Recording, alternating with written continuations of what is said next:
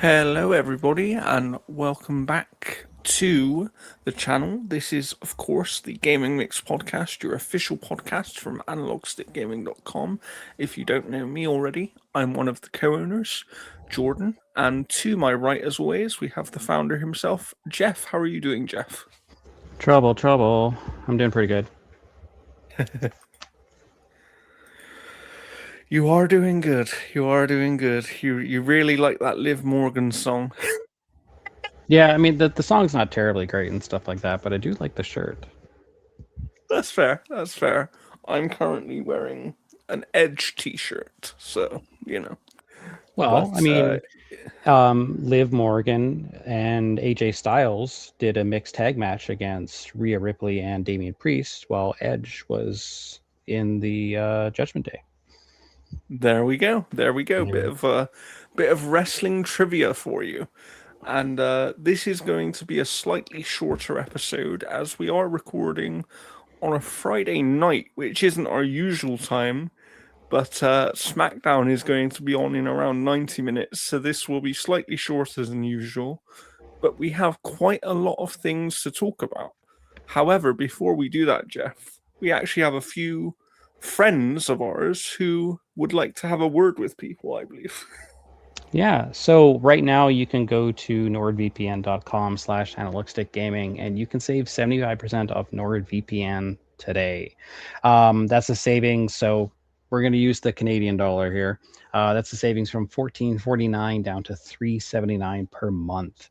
So what a VPN is going to get you, for example, for wrestling. If you want to watch, I don't know, say the Clash in Paris at the or Italy at the end of the month, and you live in the States and you don't want to use ESPN, you can kind of just use NordVPN to kind of bypass that and hook up your Netflix to another country that gets the PLE on just on Netflix. You don't have to worry about ESPN at all. And it just basically makes your browsing just a little bit more convenient, especially when you have the password manager as well too. If you are horrible like myself at having like 17 different variations of roughly the same password and then just trying to remember, okay, PayPal was which one, it just becomes a hassle. So there's a lot of services that you can get through that, and it all starts at nordvpn.com/analogstickgaming. Our next sponsor is someone fairly new to us, and that is Vitcher. Right now, the Vitcher Beast glasses are out, and these things are amazing. You can check our review. There is going to be a referral link below that you can click, and a coupon code for us is Analog Stick Gaming. That's going to get you 10% off your order. And considering these glasses are, kind of expensive, 10% goes a long way. You can almost, in a lot of ways, you can almost save the price of pretty much one accessory by Yes. using that discount. And it gets us a little money as well too.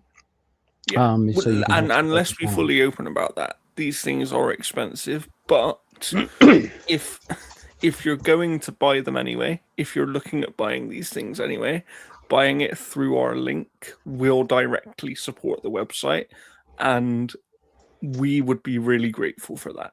So if you're interested in checking out these glasses that we've been going on about for a while, and I have also been using now, and I can attest to Jeff's review being very, very accurate. And these things are great. I think they have a lot of use cases for people. But yeah, check out the Yeah, links, which they're should be below by the time you're seeing this episode. Yeah, it's a better quality screen than my TV, and I was playing Rivals on it a little bit ago, and surprisingly, we won all our matches. I don't know if it's glasses, but did very very well, and yeah, they're great. Especially you can take them to work and basically just like plug them into anything, and yeah, you're good to go. They're they're Fantastic. s- they're so good. Fantastic. Yeah, like I said, make sure you've checked out our review if you haven't already. And if you're looking at potentially buying the things, there will be links below for you. But yeah, now I think we should probably get to the gaming news from this week because there's been quite a few interesting things. However, before that, actually, I just remembered myself and you have seen movies recently. Should we talk about at least one of these movies? Well, have you seen the one I've seen? Yes, I have. Yes. All right, let's do that, and we'll save the other one until I can have a chance to hopefully see it. Okay. Okay. So, what movie have we both seen, Jeff? Mortal Kombat 2. Yes. Yeah, so WB did a reboot of Mortal Kombat some years ago, and for the most part, not a bad movie. There was definitely some lore Apart from the fact implications. they decided to do the player character thing, which was so weird. Yeah, like they did a couple things that they do rectify some of their missteps in this film for Yes. sure. I mean that they have mentioned that they're never going to mention the Arcana ever again. So like those little tattoos everybody got, that's completely gone. They're going to go more into the actual lore, into the actual cast and stuff like that. So like Cole will won't be as big of a focus So essentially basically, they're going to follow the actual story to a certain extent. to Like an extent. Yeah. yeah, they're going to follow, I guess, kind of how they worded it, a story that fits perfect for the games and not so much for elsewhere, like doing other things. Because like in this one, characters are doing the moves that they actually have in the video game. Like Shao Kahn does his like charged shoulder tackle, and and they do a good job of like how they set up the fights and the tournaments, about how like they're summoned and then suddenly appear in these stages, which kind of lends into how characters just appear in the stages. Yeah. Like Yeah. they do a good job with it, and like Carl Urban is very very good at Johnny Cage. Like Very good. he is very good in the role. Yeah. His whole I will say, and I wanna start with that because I'm a fan of Carl Urban, and I have been for a long time. But I was quite skeptical about him being Johnny Cage. But I'm really impressed, and I think that he's arguably the best part of this movie in many ways. yeah, like him and Katana are pretty much like the co-leads. Like they kind of Yeah. kind of each have a driver's seat of in this film. His whole stuff with Baraka and even the stuff after with Baraka is really super funny and really very very good. But Yes. yeah, Yeah. they do a good job. Like I know that like a lot of like critics kind of tore the movie apart, but like I do agree with the producer. Like, why are you reviewing the film if you don't have some type of connection to the games? Because this Yeah. is a movie that's based like it's a more faithful adaptation, I think, than most get, because it's trying to treat it like a fighting game. Yeah. It's not trying to treat it like a fighting game movie. And what I've always respected, even from the first movie, and it's the same in this one, is that they understand what they are and they lean into it. They're not trying to be, as you said, they're not really trying to be an adaptation that appeals to other people. This is a video game movie for gamers, and they Yeah. understand that they're a video Well, game movie. I guess like one of the reviewers for the film was like upset that Kano had a laser eye. What? Like, are you kidding me? Yeah, I was reading the article that they were talking about with the producer and stuff, and he was yeah, it was funny. But Oh, no, good they lord. they do a very good job at kind of pushing everything along. I will say the only thing that I didn't like is I didn't like what Quan Chi looked like at all. Hmm. Um, Fair, fair. but no, like you know, they really do a good job at leaning into the fighting game elements, and the fights are very good. The fatalities are very good. Like Liu Kang's fight is extremely good. But no, they do a really really good job with this movie being what it is. Yeah, yeah, for sure. For sure.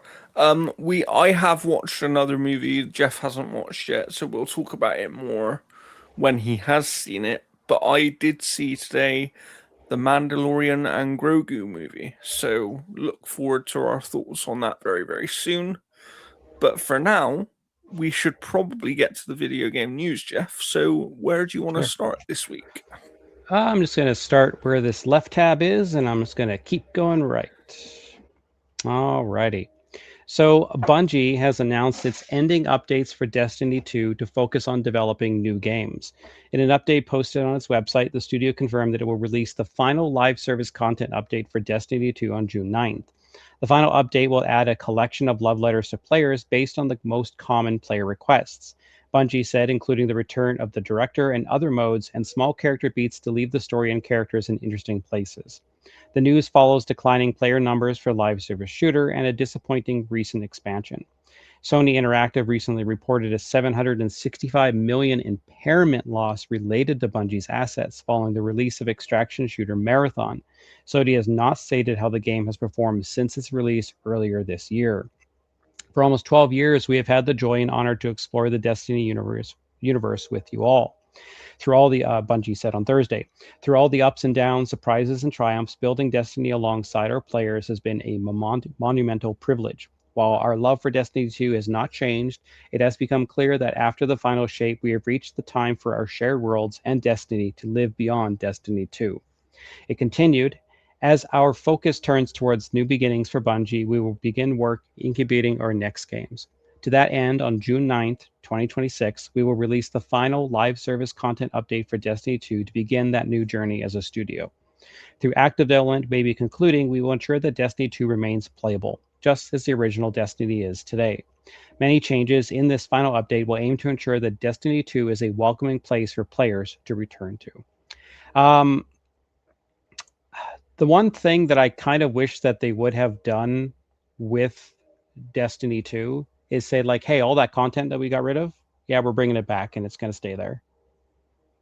Because like that was my biggest issue, and that's why I dropped off on Destiny, is they got rid of content that I hadn't had a chance to even play, or content that was part of paid stuff that, you know, was part of your purchase. But yeah, it's not surprising that they are trying to move on to something else because they can't just work on a game for that long that is seeing declines and suddenly turn it around within a decent amount of time. And also, let's be quite frank, they are now owned by a bigger entity. Yeah, that they weren't supposed to be owned by. so they have people to answer to, right? And clearly on the financial side of things, that acquisition by Sony of Bungie hasn't really been the most fruitful one at this point in time, and has probably actually cost them money overall. So I have real concerns over the future of Bungie at the moment, because fair enough, you're ending Destiny 2 after like 10 years or whatever it might be. It's had an amazing run, and no game really, outside of very few, even like World of Warcraft, if you look at World of Warcraft, that's been going a really long time, but it's had different iterations and it's had different things. So 10 years for a game is a good amount of time, and it is time for them to move on. My concern is, can they get another project greenlit? Because I've heard some things today and read a few things today, which has suggested that they're actually struggling to get another project greenlit, and they have sort of proposed a few things already. So I'm checking here, and it says, according to a Bloomberg report, Bungie, the studio behind Destiny 2 and Marathon, is planning to make a significant number of layoffs. This news comes shortly after they announced that it will be ending development on Destiny 2 after 9 years of support for the live service shooter. The company doesn't have a new project lined up for Destiny 2's development team after the game comes to an end next month, according to the people who have asked not to be identified because they weren't authorized to speak to the press.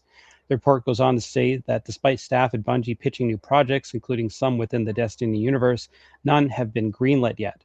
This means Destiny 3 hasn't entered production yet. However, the studio is allocating more resources to Marathon after it hasn't met expectations following its early March release date. So yeah, like it's like I would say more so than ever, the future for Bungie is way more uncertain now. Yeah, completely agree. And I wish everyone there all the best because while I have my issues with Marathon from earlier this year. I still think one thing that Bungie does arguably better than any studio out there is first person shooting gameplay. And I would love to see them do something else with that, go back to a proper story driven game, do something interesting. Um yeah, I wish them all the best and I hope for the best for them because they are a legendary studio within the industry and it Mm-hmm. would be a real shame to lose them. But if I was being if I was being a little bit more negative, it seems like we're on the road to losing Bungie, and I really hope that I'm wrong about that. But yeah, You know, let's just all we can do is hope for the best. um, yeah, it would suck to lose Bungie. The joke that I would make is that they let go most of the company and then they reboot Haze, which was the Halo killer, and they actually then killed Bungie. Can you imagine that? That would be funny. That would be funny. But what's up next in the news? Speaking of PlayStation killing things, PlayStation boss Herman Hulse told staff this week that PlayStation's single player games will no longer come to PC. Earlier this year, Bloomberg, citing people familiar with Sony's plans, claimed that the company was pulling back from its plan to release its upcoming games on PC, with future single player games set to become PlayStation exclusives. The report claimed that while Ghost of Tsushima eventually got a PC port a few years after its release, its sequel, Ghost of Yotai, will not be coming to PC after plans for a port were scrapped earlier this year. Now, in a new post on social media, Bloomberg reporter Jason Schreier claims that PlayStation Studio CEO Herman Hulse told staff that single player games from PlayStation, such as Ghost of Yotai, Saros, and Marvel's Wolverine, would remain console exclusives. In the original report from March, Bloomberg claimed that multiplayer titles like Marathon will still release on multiple platforms, but it appears that Sony's cadence of releasing titles such as Spider Man, The Last of Us, and Horizon on PC several months after well, it's over. While PC players celebrated Sony's move to bring more of its titles to PC, the delayed release schedules and often undercooked ports meant that the PC versions of some PlayStation titles were sold shockingly few copies. Um, a fraction within PlayStation have also expressed concern that releasing their games on PC risks damaging the console's brand. It will hurt sales of the PlayStation 5 and its successors, according to people familiar with Sony's inner workings. See, like the thing with it though is that there are some people that on PC want to play the games would have no they just don't want to buy a PlayStation. Like they just don't want another piece of hardware, So they're going to be like, okay, well, I guess I'm not playing that. Or there's other ways essentially to get those games running on PC or whatever the case is.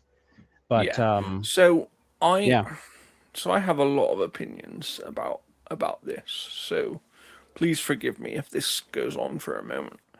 But firstly, I saw this coming a mile off because it's been reported for a while anyway. But if we look at how PlayStation has treated PC, it's always been a very secondary thing.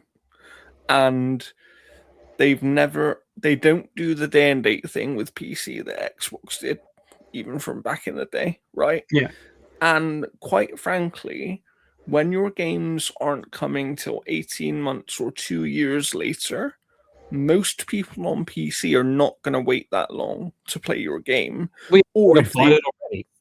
yeah, Right? yeah, like either they would have bought it already because they have the console, so they already have the console, or they're someone that if they do wait that long, they'll think to themselves, well, I might as well wait another 12 months and get it on a really deep Steam sale for like $20, Mhm. So it's one of those things where the single player games for single player games to succeed on any platform, they need to they need to release as close to the release of the original platform as they can.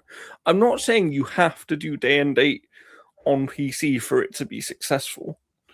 But even if they said, okay, all of our games were coming 6 months later to PC, I guarantee you those PC sales would be way higher. Yeah, Because people yeah, go ahead. people would buy them then. But at the moment people don't know, right? And the other part of this equation that I think some people have alluded to but maybe not really considered is that I do believe alongside the weak sales of their single player games on PC, part of this decision to pull back from them is probably due to the fact that if they don't pull back, the next Xbox is going to be able to play your games. You know, like Yeah, based on all the reports. the way that I look at it, and I could be just completely misguided here, is let's say, for example, that a standard PC player, all right, who doesn't have a PlayStation, all right, Yeah, is buying, I don't know, three or four of your games per year or whatever your release cadence is. All right. So they are spending this money, and Steam's taking like their little cut, right? And PlayStation basically is earning the rest of it, generally just all in profit. yes, They're yeah, going to earn more profit from the games they sell than the consoles they will sell, because the consoles right now are pretty much to the point where they're almost just cost. yeah, You hardly ever make money on hardware. So if they're like, oh well, we'll bring them into the PlayStation ecosystem, and then the other games that they buy will be will earn us the money and yada yada yada. The problem is yeah, they're not buying third party games on PlayStation, because those games already exist on PC. So you're not yeah. trying to build this other ecosystem of getting them to buy these games so you earn the profit. Whereas if PlayStation just put all of their games on PC day one, Yeah. it's nothing but profit for them. Precisely, precisely. It's I'll give a really good example. Look at something like Helldivers 2, okay? And yes, I understand Helldivers 2 is multiplayer, but the sells point still is a good comparison because that came day one to PC and PlayStation Yeah. and actually sold more copies on PC than it did on PlayStation, but it still sold very well on PlayStation, you know? So Yeah. who's to say, let's say that they would have brought Wolverine day one to PC. Are you telling me that all of a sudden the people who want it on PlayStation wouldn't buy it because you brought it to the PC as well? Is that a sense? Like that seems to be some people's thinking.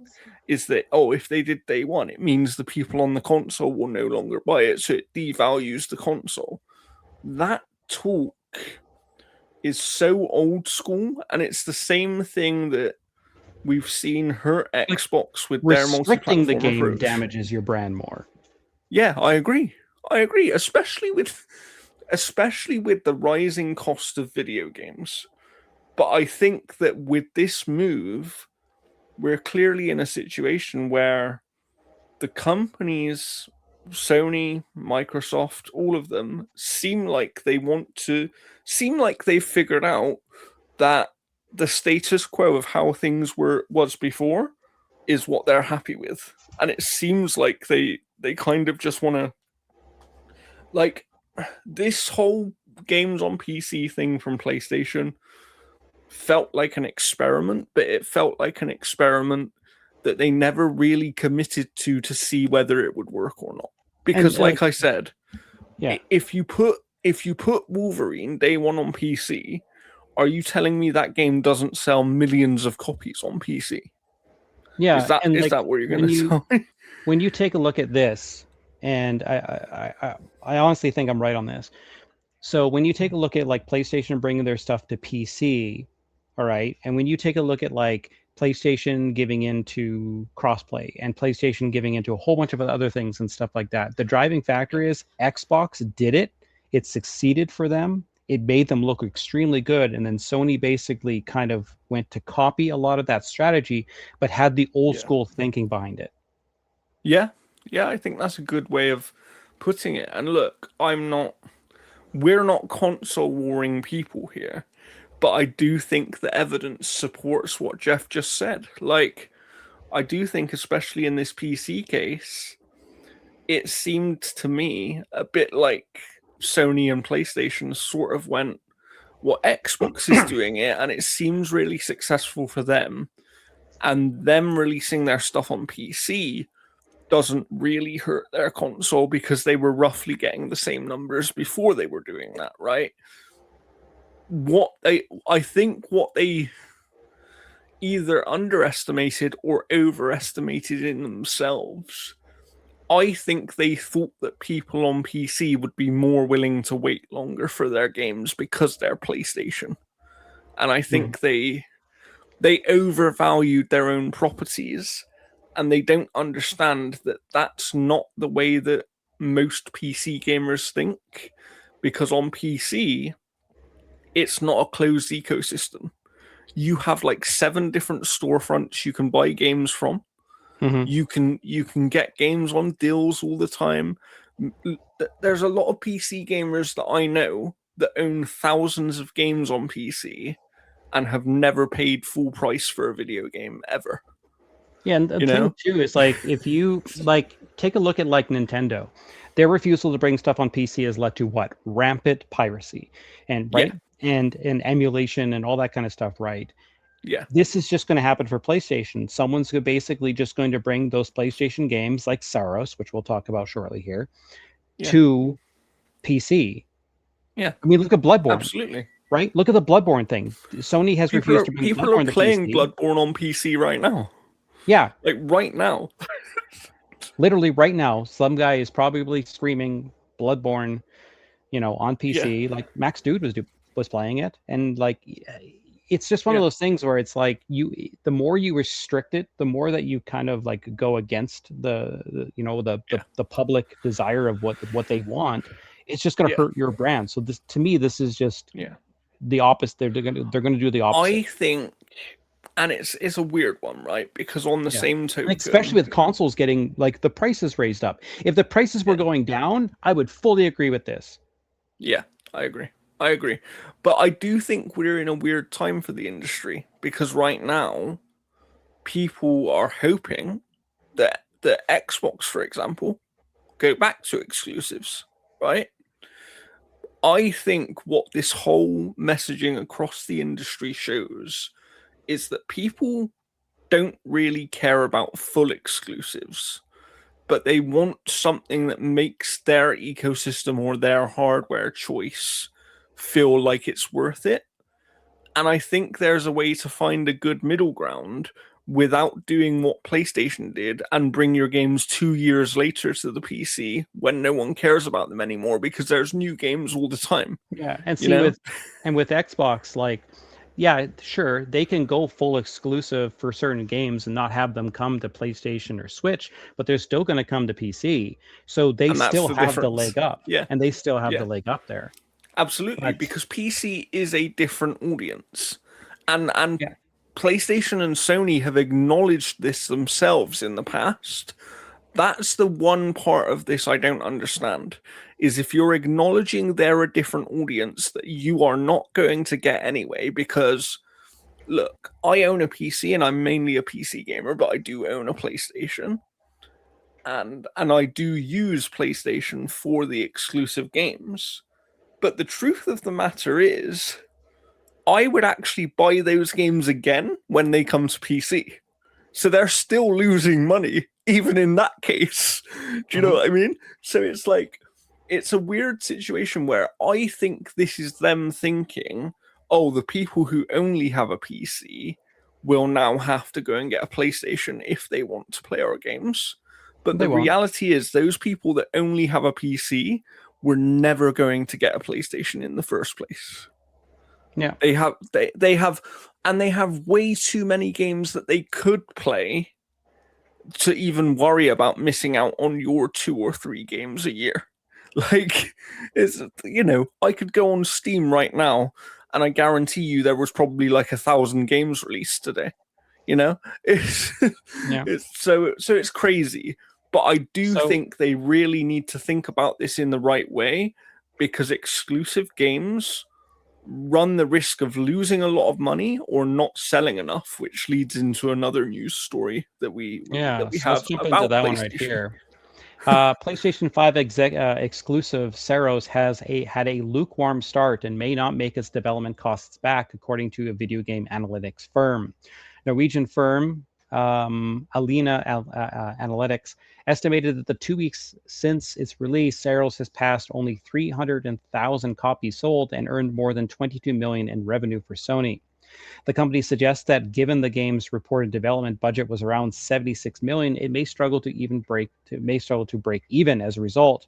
According to the firm, the game's data does not point to an entirely negative situation. Of the players who have bought the game, 40% have played it for more than 15 hours and 30% have played it for more than 20 hours.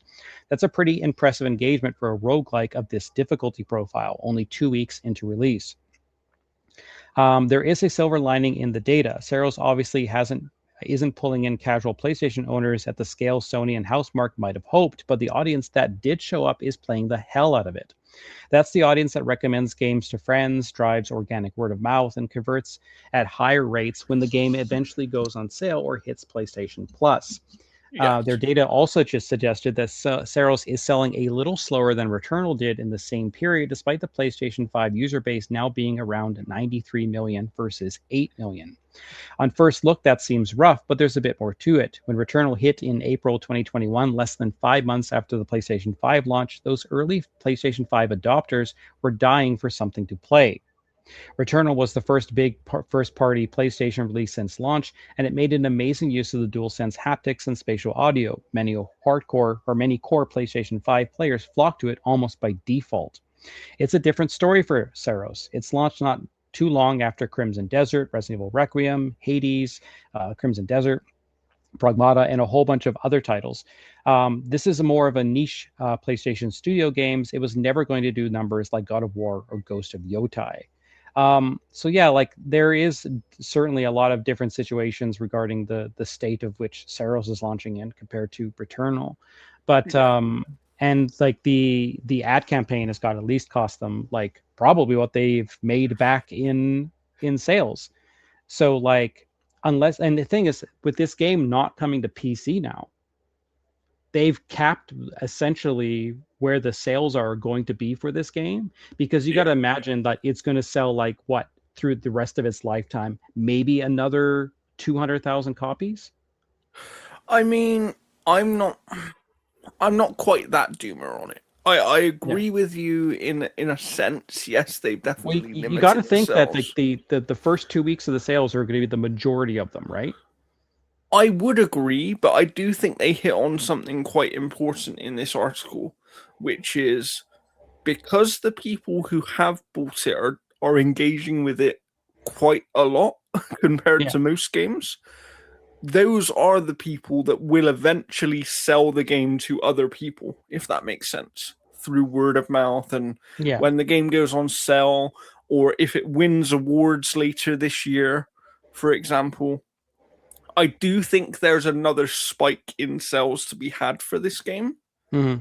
But I agree with you that the difference is if this game was on PC, for example, Returnal came to PC later on, I'd love to know how much Returnal sold on PC, because I would imagine that if this game was on PC, it would probably be over 1 million sales already. You know, it's it's um it's one of those things. So Me. Returnal on PC sold upwards to about 180,000 copies. That's it. But that's decent for a game that came later. Yeah. And what I was just going to say, which is true of Saros, is this is a niche style of video game. It quite frankly, it is like a third-person roguelite shooter. That is fairly difficult, not as difficult as Returnal, obviously, but still has a difficulty spike here and there.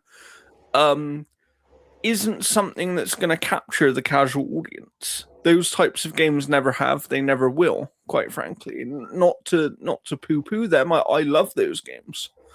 But they have a limited audience anyway. So it begs the question, why limit that audience further by not putting it on the PC platform? Mm-hmm. You know? And it's a real shame because, as you know, I reviewed Saros, as you did as well, Jeff. I haven't reviewed it.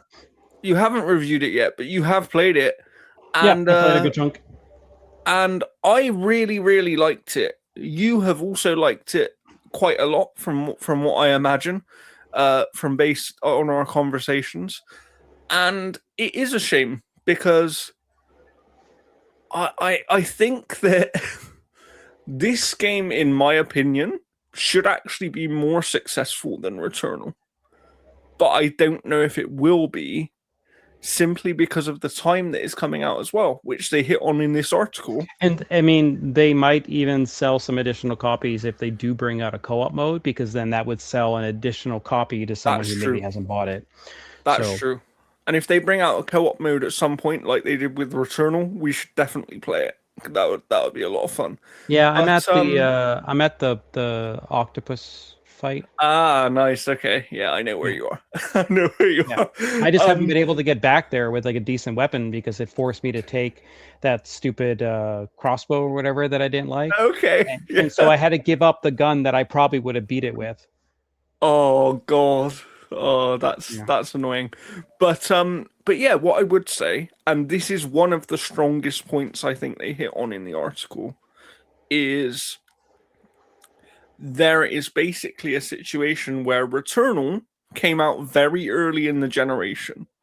And when you're an early generation game for any of the hardwares, Xbox, PlayStation, Nintendo, you're going to sell well because people will buy you just because they want things to play on their new shiny bit of hardware. Pilot wings. Like, oh God. like, I guarantee you that there are people who bought Returnal, played it for about 2 hours, and never played it again. And that's not to be disrespectful to the game, but it's just quite frank that I think I only played it for about 3 or 4 hours, and I'm like, yeah, I'm stuck at this boss. I'm done. it was one of those games where it just came out at the perfect time for that kind of game. You know, it's the same as, I know people. We'll give another example, another PlayStation example.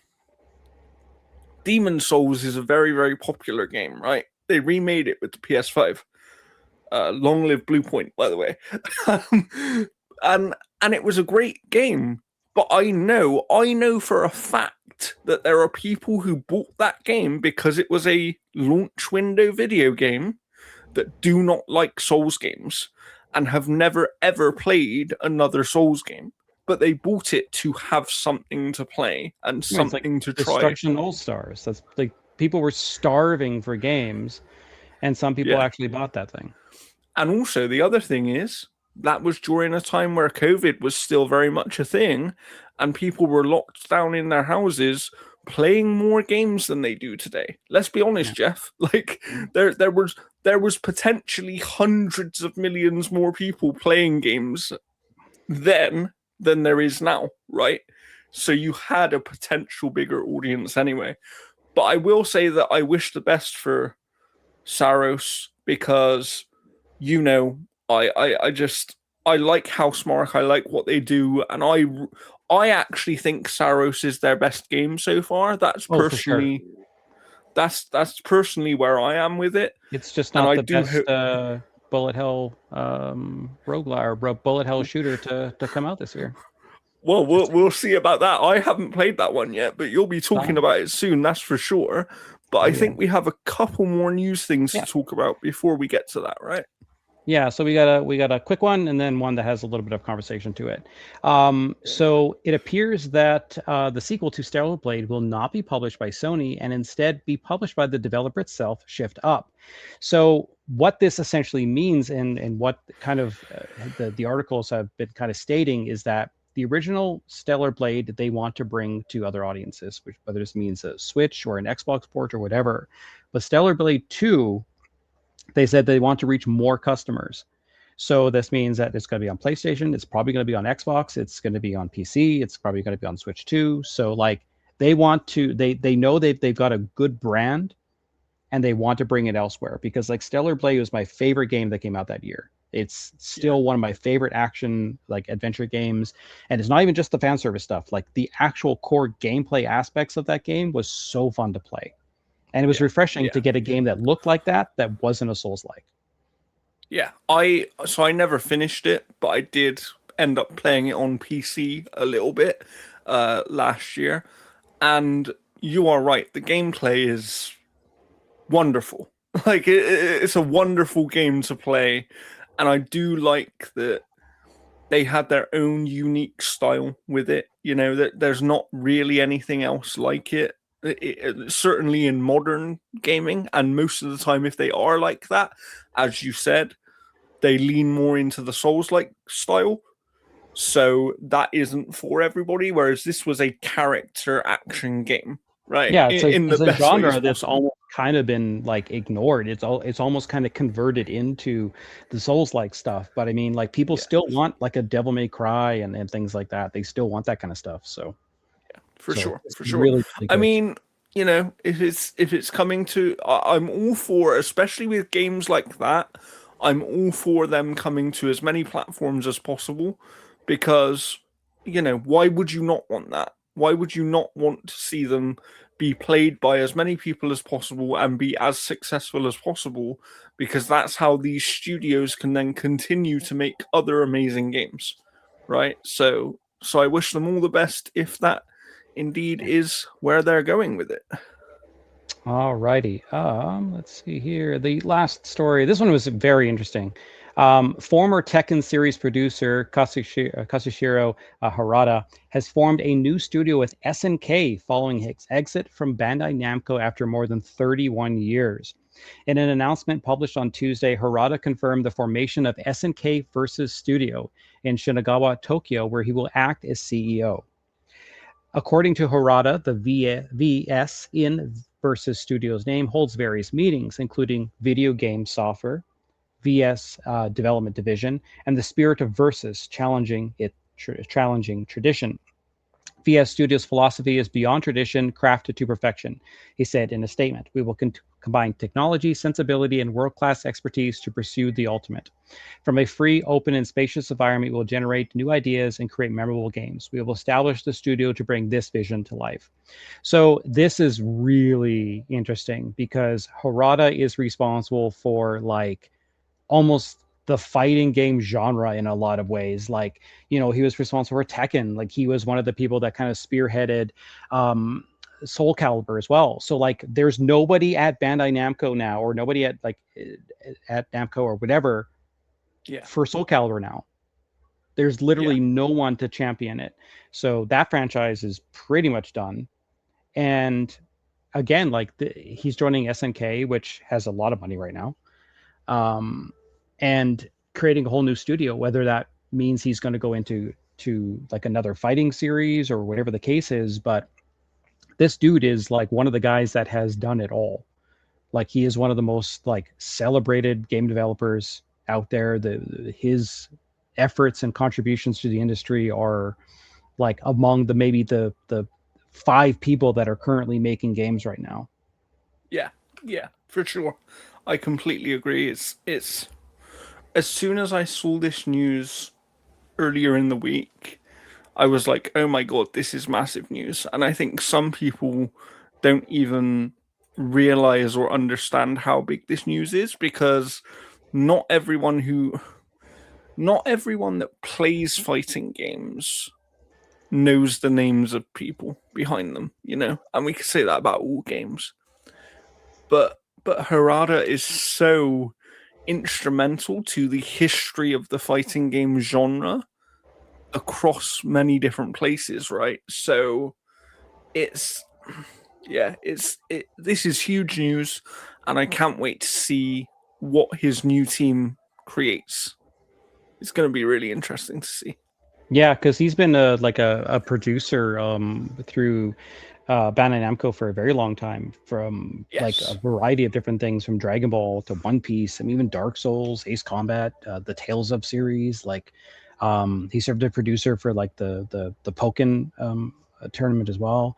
Like, just tons of Yes. stuff. Because like you got to remember, like Bandai Namco is the developer of Smash Brothers. Yeah. Right? People Yeah. think it's Nintendo. It ain't Yeah. Nintendo. It's Bandai Namco. And like, who was leading the charge at fighting games of Bandai Namco? That Yeah. guy. Yeah. So Precisely. Precisely. And that's what I mean. I think there's people who know who Harada is who don't even understand the level of impact that this guy has had on the fighting game genre. So, I'm very, very, very intrigued to see what him and this new team make. I will definitely be keeping an eye on it for sure. Um, let's wait and see. It will probably be a few years before we hear anything from them, but we wish them all the best, and hopefully Harada can continue his brilliant legacy. But for now, I guess that we should get on to talking about some games that we've been playing, right? I've been And playing I'm so going much. to I'm going to start with that one that you alluded to slightly earlier. So give me a second while I get up the gameplay here. Uh, Make sure it's muted as well. Add it to the stage and press play. I will link the channel we are using for this gameplay below. Yeah. So go and check out their video. But here, Um. what is this game, Jeff? So is it running a little choppy just on my feed? I believe so. Yeah, it looks Okay. okay Okay. on my end. So this is Luna Abyss. This is a first-time game by the Bonsai Collective Limited. They were purchased or acquired by Quali, and this is the first title that they're working on. And it is a bullet hell shooter that feels like Doom. The combat's very similar to something like Metroid Prime, where you're kind of targeting and then you kind of keep the target as you're moving around. And basically, what it is you play as a character named Fox, and she is in prison for 10,000 years. And how you serve your sentence essentially is you you get your consciousness put into a warden, which is what she's piloting right now. And she dives into the abyss to try and essentially find technology to kind of bring back up to the surface and so on and so forth. And the more you do, the more you progress, the lower your sentence goes. Well, she'll run into other wardens who are there. Some of them are just essentially living their lives in the abyss here. And your whole role basically then gets kind of upended when suddenly you lose your warden and you suddenly are in the body of this like extremely powerful vessel which has a bunch of different abilities, and the more that you learn and so on. So that's like the possessing ability, where you can kind of you go into an object and then you basically spat out the other side. You can dash. There's also like a grapple hook as well too, so that it'll bridge gaps and whatnot. There's also the ability to create platforms out of these little like blue balls that essentially like everywhere. And then Okay. you bounce around to those. And some of those are used during boss fights and stuff. It does a really good job of onboarding you to something without dragging it. Like, you're not spending like a whole hour just learning a new ability. You're Yeah. putting it right into action right away. And I have to ask, because obviously we did compare this to Saros slightly, but how is the difficulty of this game? The difficulty can be whatever you want. You can play like normal, hard, whatever. There's also easy, and then there's also story, which just makes you invincible. So then you can go through the entire game without worrying about your health. And Nice. any platforming challenges, it has a start point and an end point that you can just teleport to. Oh, nice. Okay. So if So you there's just want to enjoy the story, and it's on Game Pass, so it's also available for easy digestion there. and if Jeff is to be believed, people, I won't tell you everything he's said about this game, but he does make it sound like it might be the best game since sliced bread. It So is. It is like it's not my game of the year, but it is probably my second favorite game so far this year, and it does so much to keep you on your toes. It's a very fast-paced game. It reminds me a lot also of like Metal Eden in regards to kind Yeah. of like the pacing and the combat flow. There's 4 weapons that you basically use throughout the game. There's like the assault rifle, which you're using right now. There's a shotgun, so whenever they come up to like a blue force field, whether it's on an enemy or whether it is on a door, you use the shotgun. You also get a rifle, which basically will explode purple shields, and then you get a rocket launcher, which allows you to lock onto multiple targets and then fire a volley of rockets out there. Yes. When you kill an enemy, you can stagger them by dropping them down to the last little tick of their health, and then you can either tap the RB button to absorb the health from them, or you can hold it down and they will ignite and explode and cause AoE damage. So there's a risk reward system. But what I like about the system is that if you are already full health, why would you even interact with that mechanic at all? So by giving it something that it can do otherwise, yeah, that plays a lot into it as well too. And the Yeah. nice thing about it is this game's only about 6 hours, so it is something that's very easy to digest and kind of beat. You're Okay. not, it's not a 10 or I 15 didn't or 20 realize hour it was game. that short. It's Okay. only about 6 hours long, but like the story is like extremely good. Like I really like the story. It's basically kind of set in this world where like you're on like the Luna moon, and there's kind of a lot of history regarding a character called the Allfather, who is essentially in Okay. charge of this entire area. And there's a I bunch of like, really like, I have to just say, I yeah, really, really like the visual design of this game. oh, Like, the art it's direction's amazing. amazing. They're Yeah. also huge. There's this game's also inspired by Nier Automata, and when you meet the supporting characters, you'll see exactly why and where that kind of comes from. And the Huh. bullet hell stuff is actually inspired by Nier Automata, not Returnal. This game has been in development for about, I think, 6 years. So it wouldn't have Interesting. been Okay. inspired by Returnal. So Nier, a lot of people don't remember Nier Automata had some bullet hell stuff to it, Did. but Yeah. when you're going through doors, it reminds me of Metroid Prime because you're blasting the door to go through it exactly like you do with Samus. The targeting is very Metroid Prime. So Um, the game doesn't remind you of Metroid Prime 4 though, does it? oh god, no, this is way better than Metroid Prime 4. But no, like the bosses are also really good. Like this game in a lot of ways just feels like one long Destiny raid. Like it just that's Okay. what it feels like, because like how you're jumping across platforms and going through secrets and a variety of different things and how the combat encounters work. The bosses have mechanics. So like a boss will be invincible until you hit these things around the environment to make it then um, possible to beat. I will say that even on normal, like this game is not terribly challenging. You'll if you are looking for a challenge, you'll want to play on hard.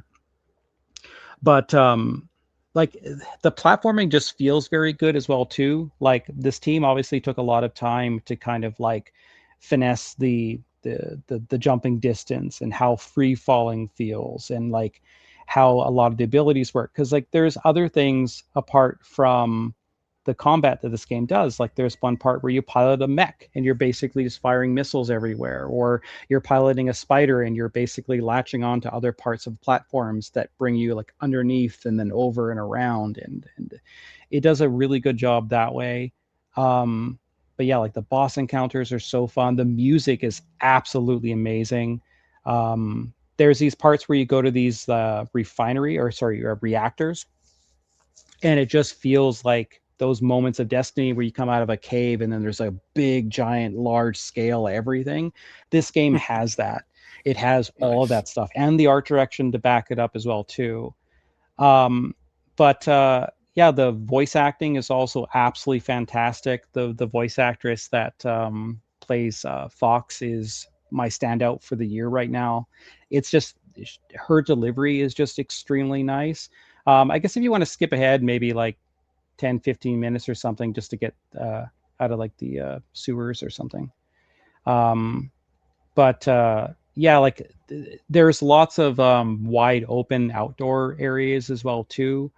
You'll find these And like as I can little. see, things get quite manic at times. Yeah, and it does a good job at like telling you what is coming your way, whether it's like purple orbs or blue ones or whatever the case is. Like the indicators kind of change color as well too. But the action, like there are moments where it there is no shooting, where you're just doing the platforming stuff. Like you're not really doing too much platforming when there's other enemies around. It kind of like it just kind of keeps everything kind of flowing. Like this is a combat encounter, this will be for platforming, and it does a really good job at just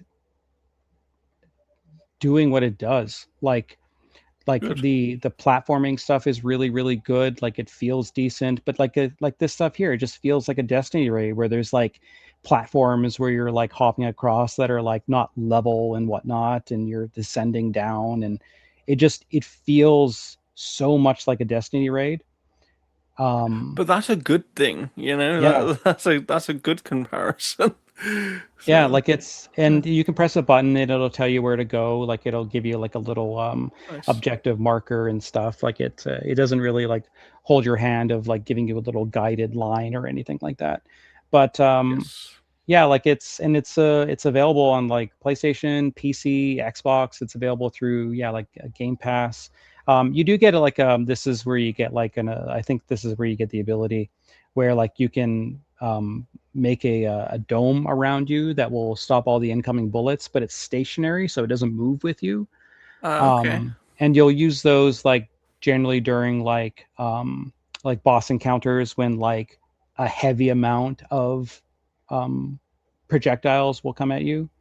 Yeah. um, there is one area that you return to that it unlocks the more abilities that you get. So when you get the dash, or when you get the ability to creating the blue platforms or whatever the case is, like you'll be able to open up other areas to that. But it's not a Metroidvania at all. Okay. Like it is not. That's where they got the shield wall. Nice. It's not trying to be that at all. It's just that one hub world where it's got a big door, and then that leads off to other areas. And then when you have the thing to open up the big door, that's when you progress and kind of leave that zone behind. But Okay. the supporting cast is really cool. They do a good job with like making these characters, like that's where they're teaching you to use the Ah, shield. yes. Yeah. But it feels. I guess if you want to skip ahead a little bit more here, just see if there's any Yeah. bright areas. Let's have a look. I'll scan through Probably go back a little bit. Um, oh wait, hold on. the That's, I think, cutscene. yeah, go right there, right there. Here we I go. think that's with the mech. Yeah, so that's where you're controlling the mech, Nice. and yeah, you just like lay waste to shit and stuff. But it's got like lots of Nice. these nice little gameplay diversions. Again, the environments are absolutely stunning. Like it's not the the way this game looks isn't good because of the visual fidelity or anything like that, because this is a It's the small art. indie studio. It's the art direction. It's the art direction, and the art direction is absolutely stunning in this game. Like Yeah. it's so much fun.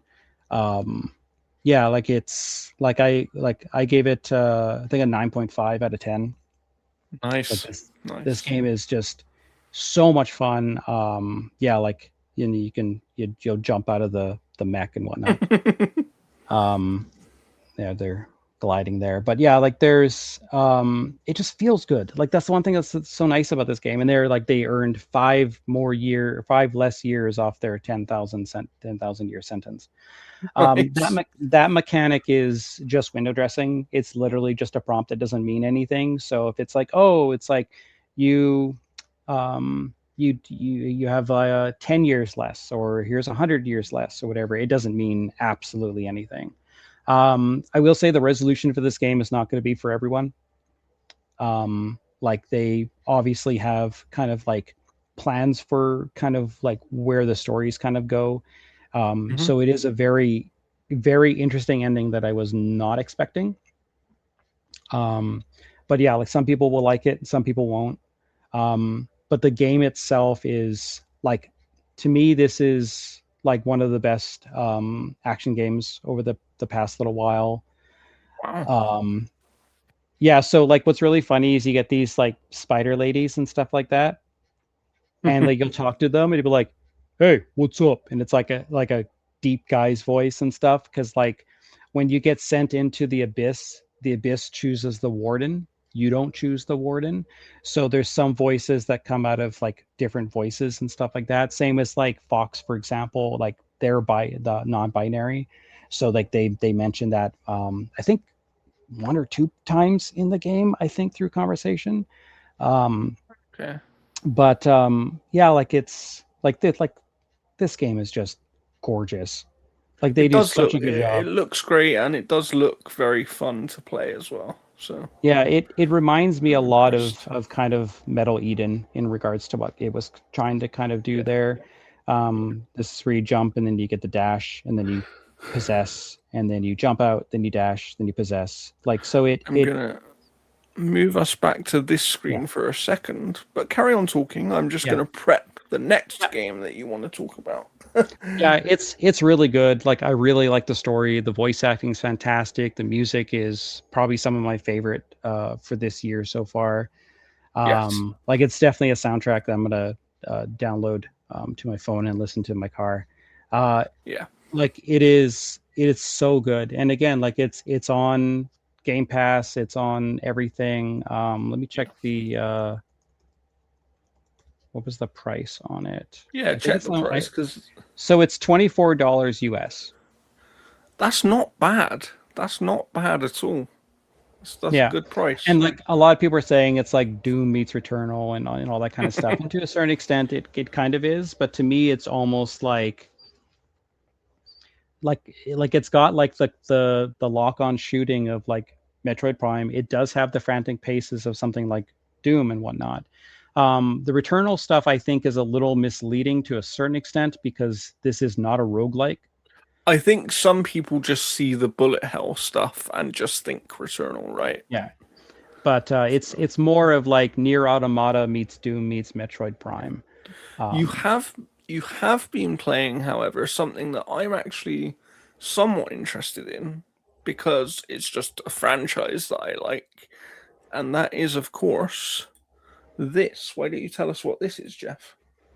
Yeah, so this is Warhammer Mechanicus.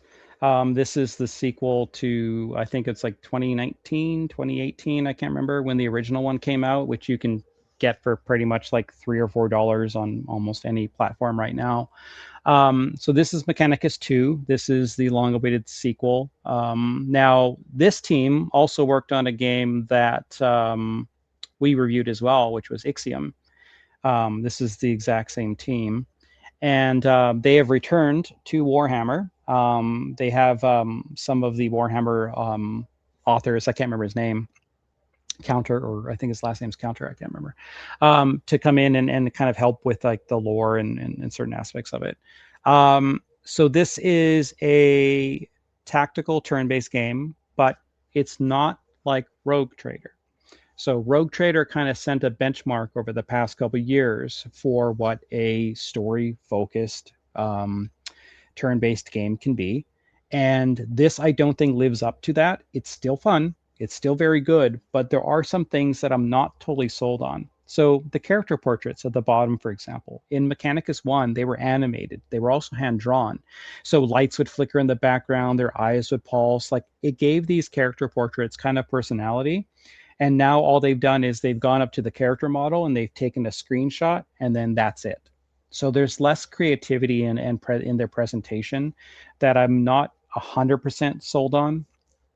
But and also I have a glitch where I have no music during any of my combat, Oh and it God, doesn't really? it doesn't matter if I reset the game or anything like that. I'm actually going to have to Oh check God. footage to see whether or not there is music during combat. I googled and their AI told me it was a glitch, but I'm going to have to check other footage and see whether or not there is Yeah, actual for sure. music, because the music was the best part of the first one. And like this, the you can actually buy a soundtrack pack for this game to listen to that music in this game.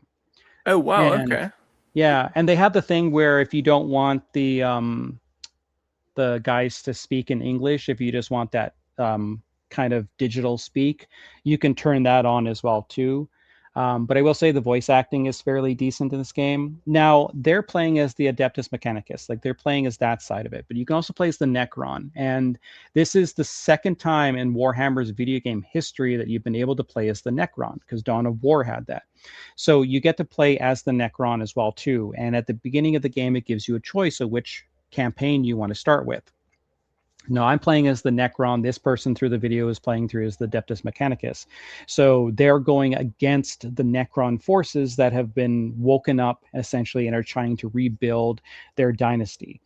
And as the Adeptus Mechanicus, your job is to basically control that and stop that growth so you continue to take over the planet. And on the other side of the campaign, you play as the Necron, who are trying to stop the Adeptus Mechanicus from opening up and destroying the temples or destroying the other leaders of the Necron forces, and so on and so forth. So they are two completely different stories. They're not the same story being told at different points. There's no canon, essentially. It's two separate stories. And the gameplay itself is fairly simple. Like the first Mechanicus came to mobile eventually. This one almost feels like it was designed mobile first in some ways, just because of Interesting. Okay. how simple some stuff kind of feels. It doesn't have the depth that you'll find in something like Rogue Trader, or even like I think like Chaos Gate and whatnot. Like this one here, when you're playing as the Necron, you basically give them like two types of like perks that can create a third perk if those perks have the same kind of alignment. And then that helps you with certain things like certain buffs and perks and abilities and things like that. But in the first Mechanicus, you could pick different classes for certain things. This one here, your leaders are a set class. You can't change them. You can give them like a special, like the special abilities and stuff like that they'll get, but their core moves are set to their class. Now, so right now they're setting up their field. You can pick 5 different units, and then when those units die at the start of the next round, you can add more backup and whatnot.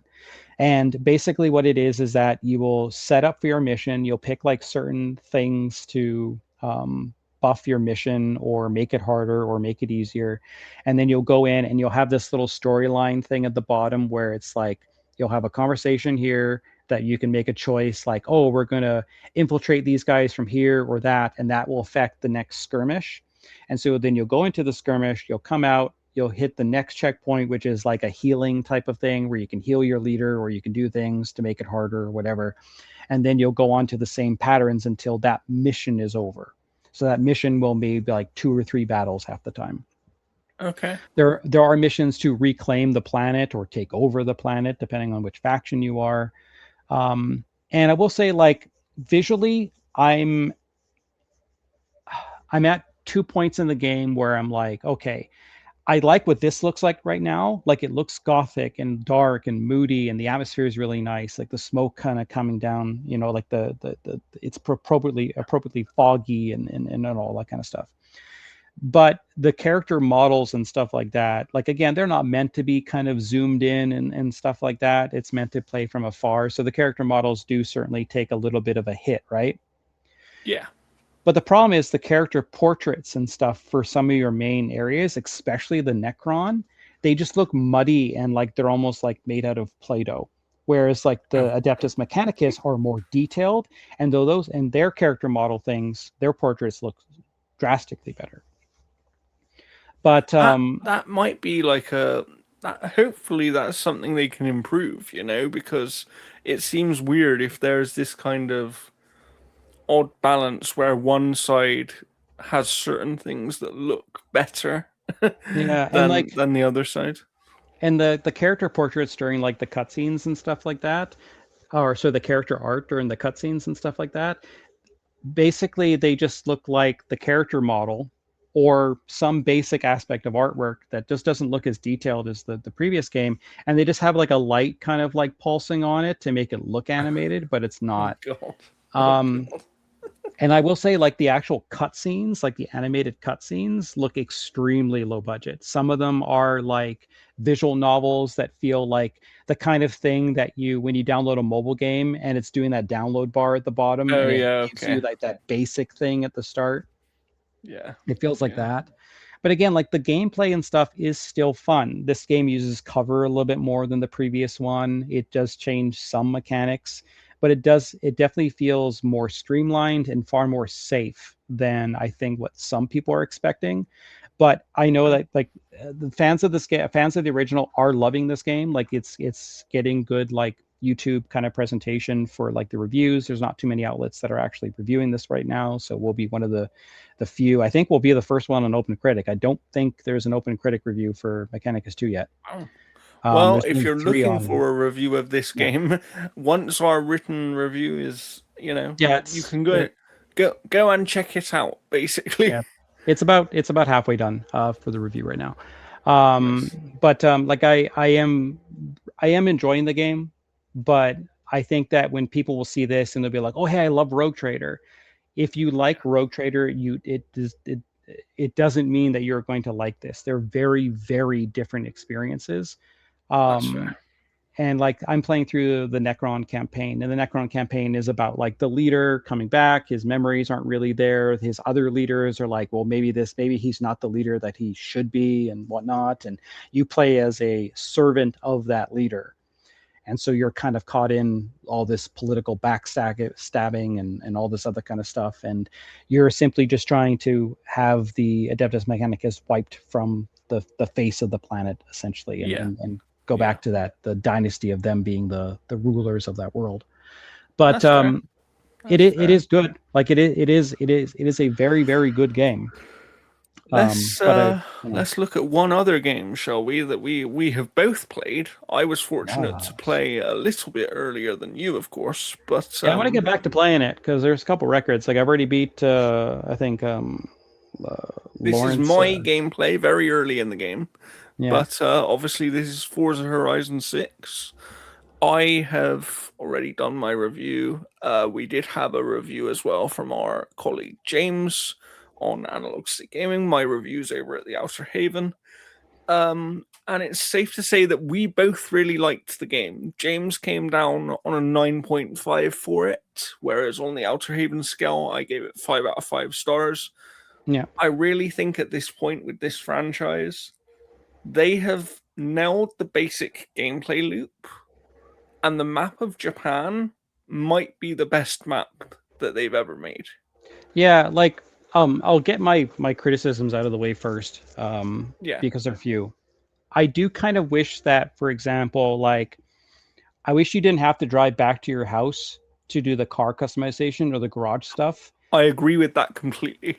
Because like when you do that, then you have to drive all the way over to your next objective or whatever, which Yeah, sucks.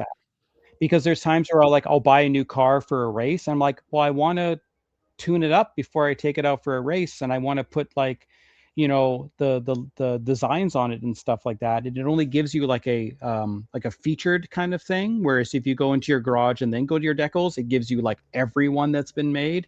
So like that I don't really care for.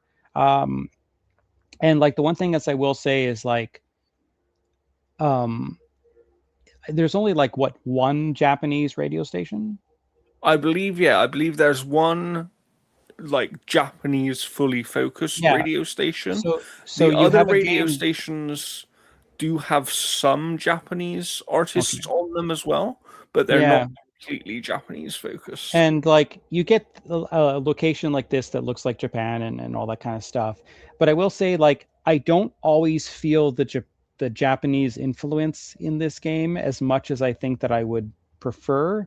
But that also comes down to my ignorance of it, because my experience of Japan is through other forms of entertainment and medium and stuff like that. So the outdoor areas and stuff that don't look Japanese could very well look the most Japanese they've ever looked in a video game ever, but I That's wouldn't know, true. I know what you mean. you know? You So like when you I'm can doing, only relate it to the experiences you've had, right? That's the yeah. thing.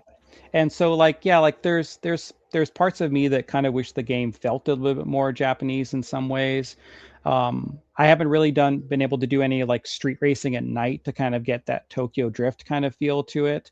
Um, so I mean, like I've played like a good chunk of it. Like I've already done like the mech race and all that kind of stuff and whatnot. And like the game is extremely good. I will say I play in the first person view where you don't see anything other than just the environment. I can't race God, any other way. Can you imagine doing that on the Witcher glasses? I did. Oh God, Um, how was that? it was fine. Yeah, it was absolutely fine. Oh But wow. well, because that's just seeing a TV screen, right? It's not VR where True, you're true, thinking you're very moving true. around. But yeah, that must have been really good. What I will say, so I agree with some of your criticisms. I do think the fact that you have to go back to one of your locations to customize your car all the time is annoying. The reason it's not a bigger issue for me is because once you've driven on even a small part of a road in this game, if you so choose to, you can fast travel to any previous road that you've driven on, and therefore, if something is over the other side of the map, for example, I will just fast travel back there. What I will say is, I'd love to be able to just, go into the race menu and have it say there, like, hey, customize car before the Yeah, race. because like I don't want to have to go to an event, go into it, see what cars are available, buy the one, then back out, then go to the garage, then do That's that, the then problem. go back Yeah. in. Yeah. Like that's my That's biggest issue. exactly the problem. So I do completely agree with that one. On the Japanese feel thing, I think, as you said, it very much depends on what your experience of Japan is, and people who actually live in Japan would know better. Yeah. I just Here's kind of me wish there was creating my very more. basic character. Yeah. I just kind of wish there was just more like radio stations that were like Yeah, Japanese because like some of it like because there's different styles of Japanese music as well too. And so kind of lumping it all in kind of on one station to a certain extent is I don't know. It doesn't I just kind of wish there was more um just kind of like more more I music. agree. I agree with that. One thing I do want to highlight that felt very Japanese to me and that I did quite enjoy was the mascots, the like regional mascots that are basically shaped like different Japanese foods. Oh, it's the I things that thought you that, basically run over. yeah, but I Yeah. thought that was really cool because they in each region they are different. They're not just the same mascot over and over and over again. Yeah, Um, you'll drive around, you see like a little steam bun with a little face, and you just drive yeah, over it and smash it into pieces. Yeah, yeah, yeah. So I did quite enjoy that because I think it's a nice change. It's a nice adaptation to their traditional formula of having things for you to drive through, right? yeah, Um, and then as a quick word on the PC version of the game, and this is PC gameplay you're seeing right now, it's one of the best looking games I think I've played on PC so far. Like, if you have the hardware to push the settings up as high as you possibly can, honestly, it's outstanding how good this game looks at times. yeah. And And even with it being yeah, on Game Pass, like people were spending the extra money to play it early, and like, yeah. um, I saw from an analytic firm today that apparently it had 6 million players in 2 days, and apparently within like the first 5 days it had 5 million cells or something. So it's yeah, like people aren't just playing this on Game Pass either, which is crazy.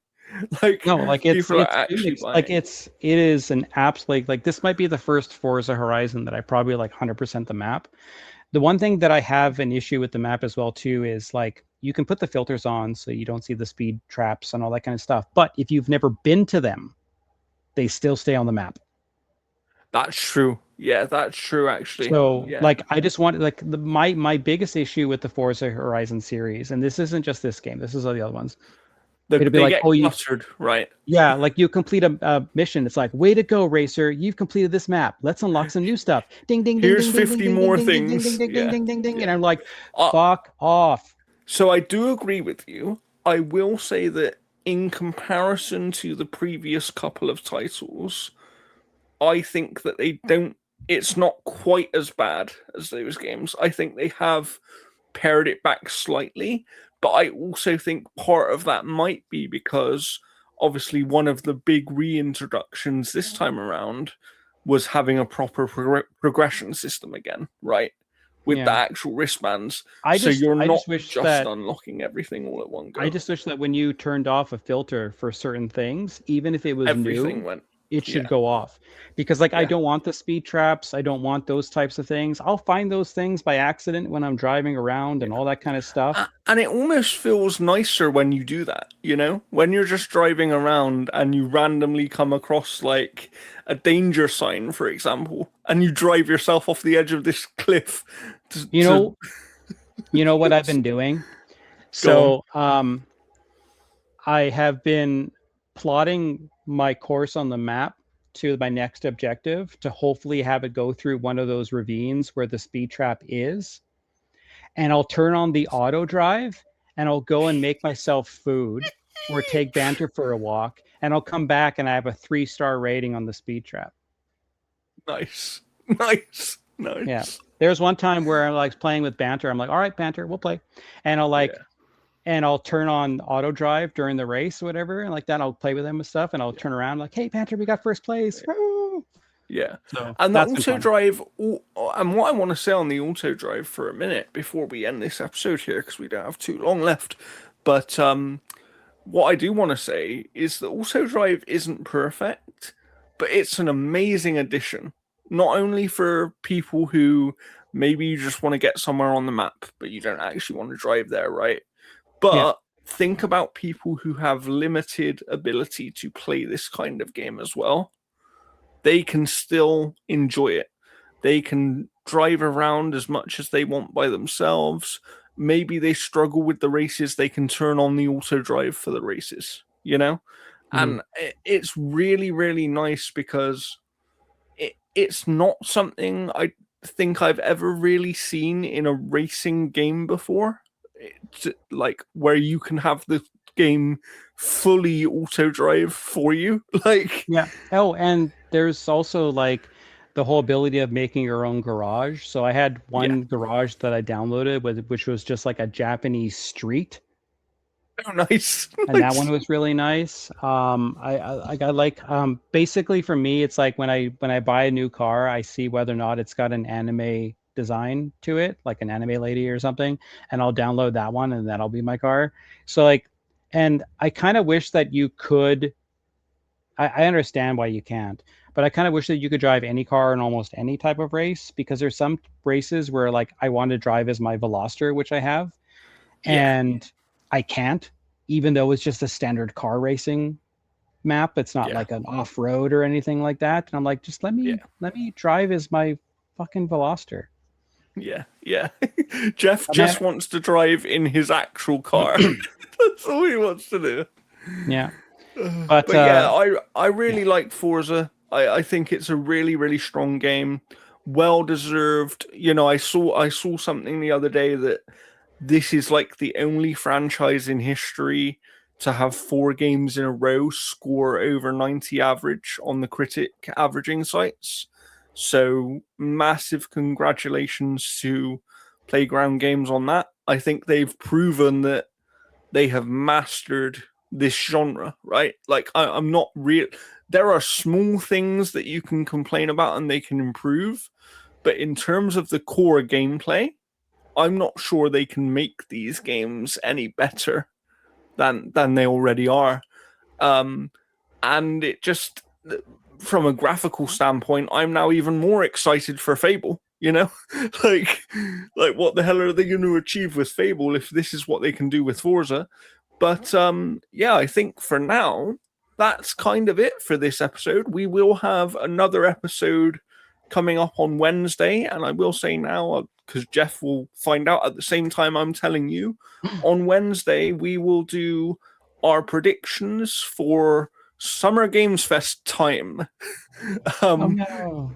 Because there are several shows coming up. We of course had a PlayStation State of Play announced just yesterday as well. That's coming on June the 2nd, I believe. So we'll have several things to talk about and make predictions for, and then stay tuned to the channel. I predict because no PC games announced at the PlayStation Showcase. Because if you don't know already, we had a really good interview recently with the former CEO of Spiders, lovely lady, and Yeah, I will link that below. Yeah, it's let me see if I can get the name right. It's Johan Rosu. Yes. So she was lovely, and she told us a lot about Spider's history and her history within game development. Spoke a bit on the current state of the industry as well, and we probably will have her back on in the future at some point. But we will also have other interviews coming to the channel soon, so make sure you subscribe for that stuff, because not everything on this channel is going to be the Gaming Mix podcast, but the podcast isn't going anywhere either. We are 11 episodes away from episode 100, so let's see if we can make that a special one. We'll I've got Spencer some ideas for episode 100. If you all like this episode, if every single person who clicks on this episode hits a like on it, maybe we'll get Phil Spencer for episode 100. But yeah, we will find out very soon. Thank you for joining us. We're off to watch some wrestling, and we will see you next time. Goodbye. See ya.